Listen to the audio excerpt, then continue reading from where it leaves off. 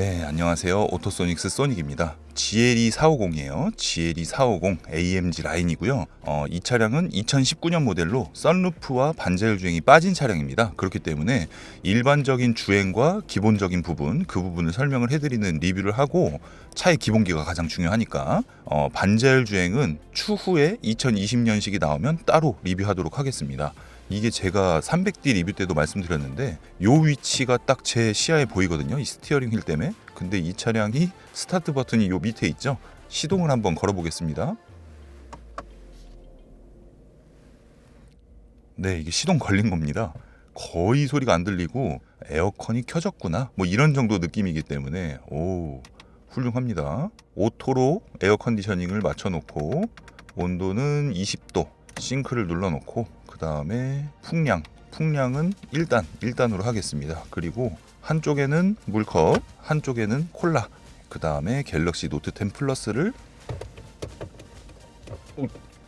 무선 충전에 네, 어쨌든 좀 불편한데 스마트폰을 넣고 출발하도록 하겠습니다. 시트 포지션은 제가 다 맞춰놨고요. 사이드 미러도 이렇게 맞추는데 대충적으로 봤을 때는 시야가 나쁘진 않습니다. 메모리를 저장을 해놓고 여기 컬럼식 기어가 있는 게 기존의 메르세데스 벤츠 같은 경우에는 좀 짧다는 느낌이 있었는데 지금은 딱 좋습니다.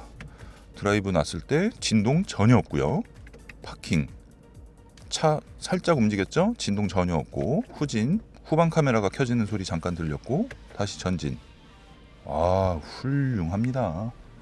훌륭하고 일단 엔진에서 하는 소리가 조금 들리거든요. 그 조금 들리는 소리 정도는 방음으로 충분히 가능할 것 같고 HUD가 굉장히 큽니다. 굉장히 크기 때문에 계기판에 굳이 뭐 RPM이나 속도 표시를 할 필요가 없이 서스펜션 높이나 뭐 이렇게 설정을 해놓고 HUD로 다 보고 있는데요. 정말 큽니다, 진짜 HUD가. 그 다음에 방지턱. 어우, 가뿐히 넘어주고요. 비포장 수준의 노면이 안 좋은 길부터 해가지고 차례차례 시속 60km 차례차례 서스펜션을 일단 높여줍니다. 차량 상승 중이라고 여기 계기판에 표기가 되는데 서스펜션을 높이고 이런 길을 한번 주행을 해볼게요. 천천히 서스펜션이 올라가고 있으니까. 오, 나쁘지 않네. 나쁘지 않습니다. 자, 여기 차가 많이 더러워지면 안 되니까 출발을 하는데요. 이 가솔린 가속 느낌은 좀 이따 설명해드리겠지만 이 노면이 안 좋은 길에서 서스펜션을 높여놓으니까 크게 움직이는 건 있어요. 많이 움직이는구나. 크게 움직이는 건 있는데 자잘한 진동에서는 이 차량이 승차감이 굉장히 좋은 차량이구나 이런 느낌이 들고요. 일단 서스펜션이 높은 상태에서 우회전 들어왔어요.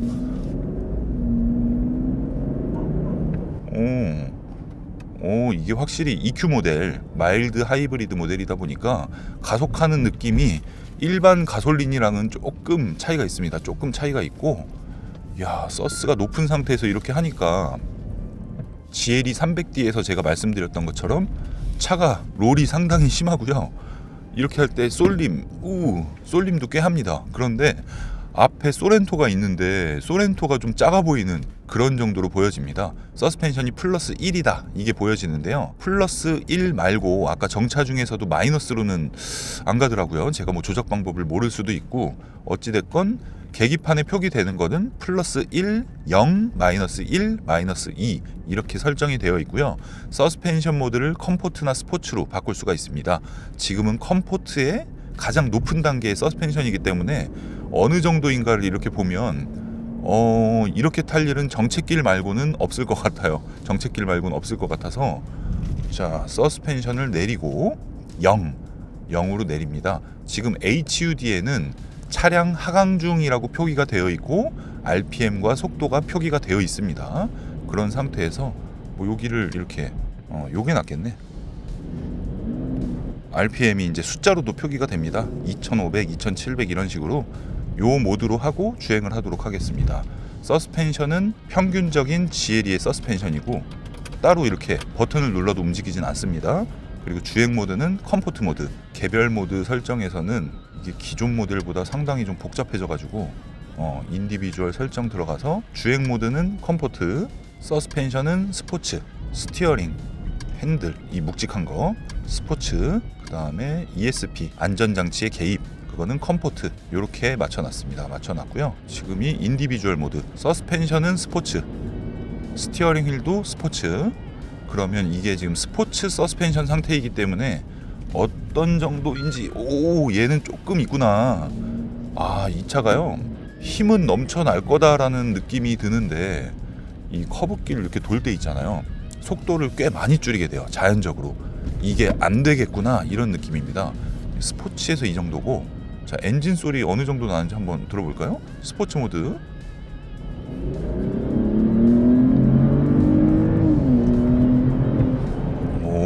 엔진 소리 괜찮구나.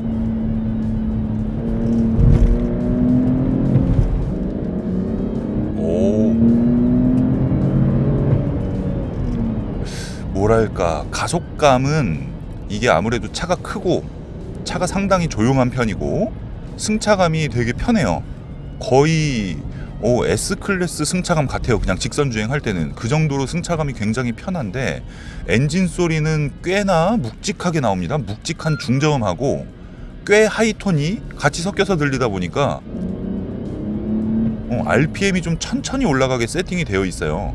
이게 AMG GT 4도어라던가 아니면 BMW의 740Li 뭐 이런 차랑 비교를 하면 RPM이 천천히 올라가고 엔진 소리도 조금 더 묵직하고, 그런데 이 나가는 느낌이랑 매칭은 처음에 RPM 시작할 때는 차랑 매칭이 굉장히 좋은데요. 후에 마지막에 RPM 이제 3,500 넘어서 4,000 이렇게 넘어갈 때는 좀 차가 엔진 사운드보다 좀 느리게 나가는 게 아닌가 뭐 이런 생각이 드는데, 전적으로 이거는 제 생각에는 길들이기가 안 돼 있기 때문에 그런 것 같고요. 일상적인 주행이 많은 차량이기 때문에 제가 컴포트 모드로 다시 놓고 주행을 하도록 하겠습니다. 방지턱이 많은 구간이니까 어느 정도 충격이 전달이 되고 어떤 느낌인지 이걸 보는데요. 참고로 경쟁 모델 중에 아우디 Q7은 방지턱 느낌이 한 보통 정도 수준이고 BMW X5는 굉장히 스무스하게 넘습니다. 속도를 줄이면서 방지턱. 이 방지턱 충격은 볼보 XC90을 방지턱 넘어보시면 차가 가장 많이 흔들리는데 그 다음 정도 수준입니다. 그 다음 정도 수준이고, 그 다음에 뭐 아우디 Q7이나 포르쉐 카이엔, 그 다음에 BMW X5 뭐 이런 식인 것 같습니다. SUV는 디젤이다라는 뭔가 그 느낌이 있었는데 이게 참 코너링이 좀 쏠리네 차가. 이 차량은 거의 그냥 타고 나서 10분 정도만 타보면 정의가 딱 내려지는 것 같아요. 결론이 나는 것 같습니다. BMW X5와 벤츠 GLE를 비교하시는 분이 굉장히 많은데 승차감 부분에서는 좀 명확하게 갈리는 것 같습니다. 여기서는 스포츠를 놓고 커브길을 한번 돌아볼게요.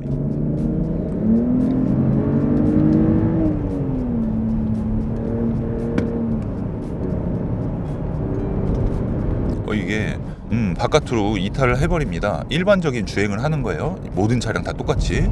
그래서 이 차량을 가지고 커브길이 나왔을 때 과감하게 밟고 이렇게 돌리기는 어려울 것 같습니다. 어려울 것 같고요. 이런 커브길과 방지턱을 넘을 때가 BMW X5와 비교했을 때 GLE의 단점이 될 수가 있고요. 뒷좌석 공간이 굉장히 넓기 때문에 이 컴포트한 승차감, 그리고 스포츠 모드를 놨을 때 절대 멀미 안 하는 승차감이 나옵니다. 스포츠 모드에서는. 그렇기 때문에 아까 전에 제가 설명해드린 것처럼 인디비주얼에서 서스펜션하고 방지턱 이거 서스펜션하고 스티어링 정도, 그 정도를 스포츠로 놓고 타시면 연비는 연비대로 절약하면서 타고 승차감은 승차감대로 그렇게 하실 수가 있을 것 같습니다. 에어 서스펜션이 들어가 있기 때문에 한 명이 타건 두 명이 타건 네 명이 타건 동일한 승차감을 제공하는 게 그게 에어 서스펜션이라고 보시면 되거든요. 그래서 전반적인 느낌을 봤을 때 컴포트는 저랑은 좀 안 맞더라고요. 저 같은 경우에는 그냥 일반적인 속도가 굉장히 낮은 시내 주행에서는 컴포트가 나쁘지가 않은데 고속도로에서 컴포트 주행은 저는 조금 무리가 있더라고요. 그래서 이게 멀미에 대한 기준을 보고 시승을 하실 때 BMW X5와 벤츠 GLE를 고민하신다고 하면 이게 굉장히 명확하게 갈리는 차량이기 때문에 나의 성향에 맞는 차량은 무엇인가, 이거를 직접 타보셔야 되는데, 제가 GLE를 시승하기 전에 가장 두려웠던 거는 전면 썬팅을 했을 때 이 앞에 그릴망으로 망사가 이렇게 되어 있는 부분이 상당히 넓기 때문에 그 부분이 앞유리창에 반사됐을 때 좀 시인성이 떨어지지 않을까라는 생각을 했는데요. 전면 썬팅이 안 돼 있는 이 차량 같은 경우에는 나쁘지 않습니다. 충분히 나쁘지 않고 파노라마 루프와 반자율 주행이 들어간 GLE는 상품성에서 나쁘지 않게 보여지는데 대시보드도 가죽 마감이 되어 있고 주행하는 느낌이 이 정도 기본은 충분히 하는 느낌이기 때문에 상품성이 상당히 좋아요. 특히 뒷좌석이 넓어서 조수석에 탔을 때 승차감도 7 시리즈와 S클래스에서는 S클래스가 훨씬 편하다 이렇게 말을 할 수가 있는데 GLE 300D와 X5에서는 300D가 시트 쿠션이 좋아서 그냥 좀 개인 취향일 것 같고요. 뒷좌석은 게임이 안 돼요.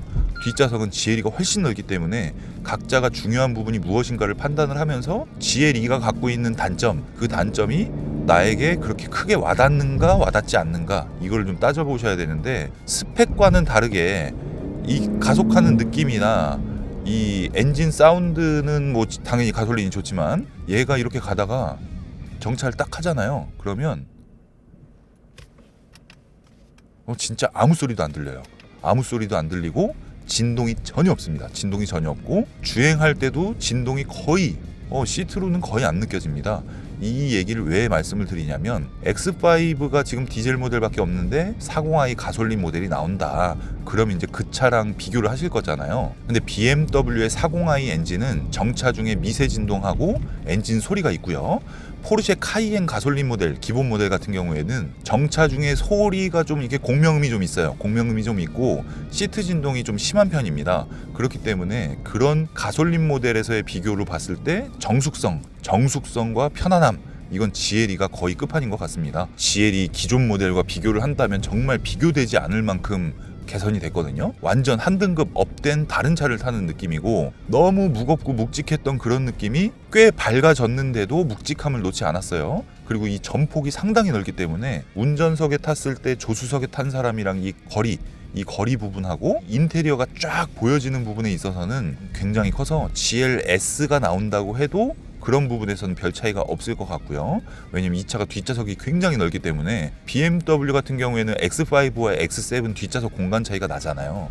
그런 부분에 있어서 GLS가 나온다고 해도 GLE가 메인이 될 것 같고 전 GLE 450이 좀 메인 차량이 아닐까라는 생각을 처음엔 했었는데 타면 탈수록 GLE 300D가 메인이 아닌가라는 생각이 듭니다. 300D에서 이 가속할 때 엔진 소리가 좀 크다라는 부분을 말씀드렸었는데 그 디젤과 가솔린의 엔진 소리의 차이이지 이 차량이 디젤이건 가솔린이건 서 있을 때는 굉장히 조용한데요. RPM을 이렇게 올릴 때는 엔진 소리가 꽤 많이 들어와요. 그 부분이 벤츠 S클래스랑 가장 큰 차이점 같고요. 세단과 SUV를 비교를 할 때 벤츠 S클래스를 살까? 벤츠 GLE를 살까? 아니 뭐 BMW 7 시리즈나 벤츠 GLE 뭐 이런 식으로 고민하시는 분들은 얘는 진짜 그냥 SUV입니다. SUV를 그렇게 선호하지 않으시는 분들이 선택할 차는 아니다. 이렇게 느껴집니다. SUV에 충분히 익숙하신 분들이 GLE를 경험을 해보시면 굉장히 만족합니다. 굉장히 편한 SUV예요. 자, 스포츠의 수동 운전.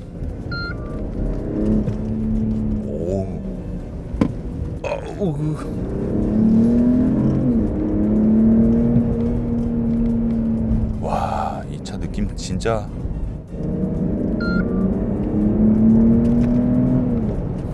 야, 이 차 느낌 진짜 재밌습니다. 차가 소음이 조금 있으면 재밌다, 빠르다 뭐 이런 느낌이 분명히 날 수 있을 만큼의 엔진 출력이거든요. 엔진 출력에서는 불만이 정말 1도 없는데 이 힘이 끝에서 전 EQ 모델 요새 너무 좋은 것 같습니다. 그리고 야간 모습을 한번 볼까요? 야간 모습. 자, 이런 느낌일 건데 이 앰비언트 라이트가 이 일직선이 손잡이 있는 데 부분부터 이 밑에 쪽 도어는 이렇게 쭉 끝까지 가지 않은 건 좀 아쉽긴 한데 깔끔합니다. 깔끔하고 자, 기대되죠? 벤츠 GLE 고속도로 느낌 어떨까? 컴포트 모드입니다. 있는 그대로 설명해 드리는 거니까 시트 포지션은 제가 잘 맞춰놨는지 괜찮은데 이 차량이 운전석 사이드 미러가 하나 더 바꿔놓고 운전석 사이드 미러가 관광 미러가 아닙니다. 관광 미러가 아니기 때문에 시야가 좀 그래요.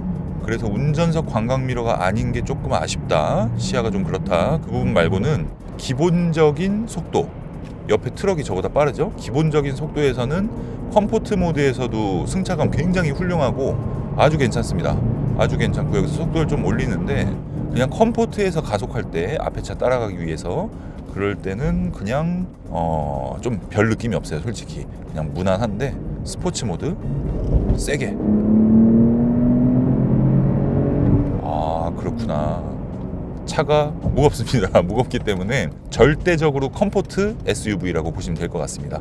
절대적으로 컴포트 SUV. 벤츠 GL2를 이렇게 주행했을 때 연비가 4.5km 정도 나왔는데요. AMG GT 4도어를 제가 평상시 주행하면서 한 리터당 5.5km 정도 나오는 것 같습니다. 그래서 이 차량은 연비 면에서는 상당히 불리함이 있다.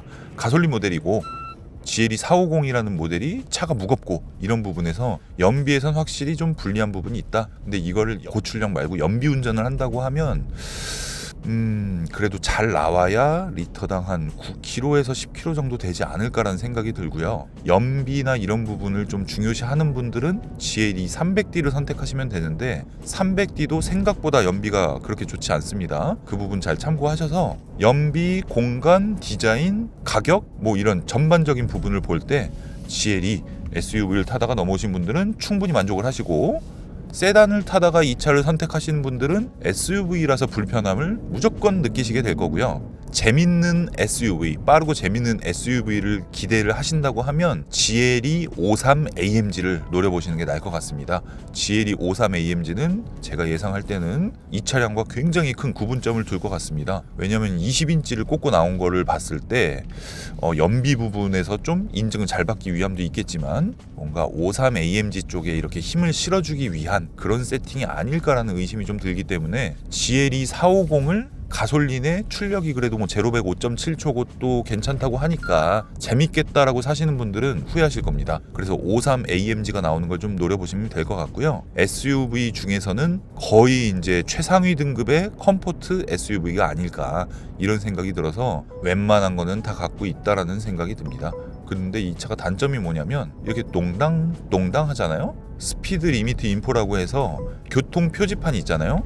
교통 표지판에 있는 속도를 읽고 그 기준으로 오버가 됐을 때 이제 띵동띵동 하고 음성 안내가 나오는데 제가 지금 리뷰를 하면서 계속 껐습니다. 껐는데 또 켜지고 껐는데 또 켜지고 음량을 줄여도 음량이 크게 나오고 이런 부분이 있어서 자질구레한 부분에서 MBUX가 아직까지는 좀 완성적인 단계는 아닌 것 같다라는 생각이 듭니다. GLE 300D가 볼보 매출을 좀 많이 가져갈 것 같고 GLE 450은 포르쉐 카이엔이랑 비교를 했을 때 뒷좌석 공간이나 편안함이라던가 뭐 브랜드는 뭐 포르쉐가 더 좋다라고 말하는 분도 있긴 한데 뭐 그건 사람마다 생각이 다르니까 어찌됐건 간에 포르쉐 카이엔이 대기가 워낙 길기 때문에 그 차량이랑 좀 비교가 되지 않을까라는 생각이 들고요. BMW X5는 좀 별종으로 봐야 될 것 같아요. 그렇습니다. 전반적인 상품성이. 그런데 BMW X5가 가지지 못한 뒷좌석에 아주 훌륭한 공간을 GLE가 가지고 있고 정차 중에 굉장히 조용하고 토탈 연비는 리터당 4.7km로 마무리가 되었습니다. 네, 어쨌든 이 정도로 마무리하고요. 다음 방송은 뒷좌석 리뷰, GLE 뒷좌석 리뷰는 꼭 보시면 좋을 것 같습니다. 그리고 2020년 GLE가 나오면 반자율 주행을 하는 방송을 또 하도록 하겠습니다. 다양한 방송 준비 중이니까요. 오토소닉스 채널 구독, 좋아요 부탁드리도록 하겠습니다. 감사합니다.